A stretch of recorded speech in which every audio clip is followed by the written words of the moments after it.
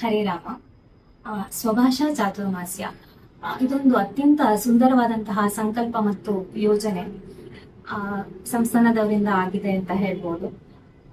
ಮೊಟ್ಟ ಮೊದಲಿಗೆ ಸಂಸ್ಥಾನ ಇದ್ರ ಬಗ್ಗೆ ಒಂದೆರಡು ಮಾತನಾಡಿದಾಗ, ಚಾತುರ್ಮಾಸ್ಯಕ್ಕೆ ಮೊದಲೇ ಇದ್ರ ಬಗ್ಗೆ ಒಂದೆರಡು ಮಾತನಾಡಿದ್ರು.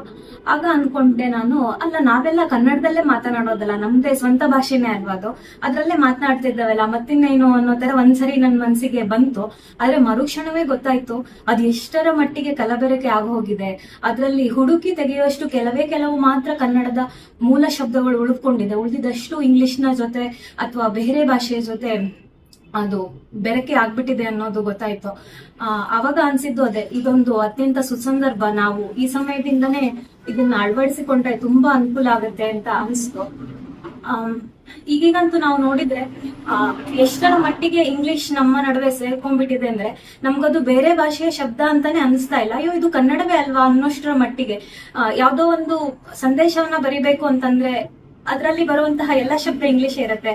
ಸಾರಿ, ಥ್ಯಾಂಕ್ ಯು, ಹ್ಯಾಪಿ ಬರ್ಡೇ, ಇನ್ನು ಏನೇನೋ ಒಂಥರ ಅದ್ ನಮ್ಗೆ ನಮ್ದೇ ಶಬ್ದ ಅನ್ನೋಷ್ಟರ ಮಟ್ಟಿಗೆ ಅನ್ಸ್ಬಿಟ್ಟಿದೆ.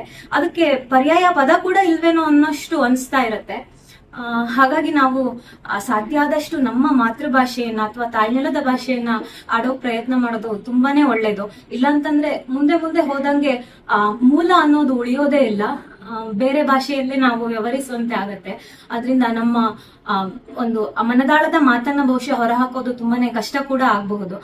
ಹಾಗಾಗಿ ನಾವು ಇದನ್ನ ಅತ್ಯಂತ ಗಂಭೀರವಾಗಿ ತಗೊಂಡು ಸಾಧ್ಯ ಆದಷ್ಟು ಇದನ್ನ ಅಳವಡಿಸಿಕೊಳ್ಳೋಣ. ಎಷ್ಟರ ಮಟ್ಟಿಗೆ ಇಂಗ್ಲಿಷ್ ಪ್ರಭಾವ ಬೀರಿದೆ ಅನ್ನೋದಕ್ಕೆ ಒಂದು ಉದಾಹರಣೆ ಅಂದ್ರೆ, ಮೊನ್ನೆ ಊರಲ್ಲಿ ಯಾವ್ದೊಂದು ಅಜ್ಜನ ಹತ್ರ ಮಾತಾಡ್ತಾ ಅವ್ರು ಹಣ್ಣು ಮುದುಕರು ಅವ್ರು ಹೇಳ್ತಾ ಇದ್ರು, ನನ್ಗೆ ಶುಗರು ಕಂಟ್ರೋಲೇ ತಪ್ಪೋಗ್ಬಿಟ್ಟಿದೆ, ಈಗ ಏನ್ ಮಾಡೋದು ಗೊತ್ತಾಗ್ತಾ ಇಲ್ಲ ಅಂತ ಹೇಳಿ. ಅಂದ್ರೆ ಅವ್ರ ಪಾಪ ನಮ್ ಜೊತೆ ಮಾತಾಡಕ್ಕೋಸ್ಕರ, ಹೊಂದಾಣಿಕೆ ಮಾಡ್ಕೊಳಕ್ಕೋಸ್ಕರ ಅವರು ಕೂಡ ಇಂಗ್ಲಿಷ್ ಅನ್ನ ಅಷ್ಟು ಅಳವಡಿಸ್ಕೊಂಡಿದ್ದಾರೆ. ಅವರಿಗೂ ಕೂಡ ಅದು ಮನೆಯ ಮಾತು ಅನ್ನೋಷ್ಟರ ಮಟ್ಟಿಗೆ ಅದು ಅದ್ರ ಜೊತೆ ಅಂದ್ರೆ ನಂಟು ಬೆಸ್ದು ಹೋಗ್ಬಿಟ್ಟಿದೆ ಇಂಗ್ಲಿಷ್ ಅಥವಾ ಬೇರೆ ಭಾಷೆದು. ಮುಂದೊಂದ್ ದಿನ ಬಹುಶಃ ನಮ್ಗೆ ಅದ್ರ ನಡುವೆ ಯಾವುದೇ ಒಂದು ಅಂತರ ಇದೆ ಅಂತಾನೆ ಗೊತ್ತಾಗದಿದ್ದಷ್ಟು ಅದು ಆಗ್ಬಿಡೋ ಬದಲು ಈಗಲೇ ನಾವ್ ಎಚ್ಚೆತ್ತುಕೊಂಡ್ರೆ ಒಂದಿಷ್ಟಾದ್ರೂ ಮೂಲ ಭಾಷೆ ಅಥವಾ ಅದರ ಮೂಲ ಉಳ್ಕೊಳತ್ತೆ.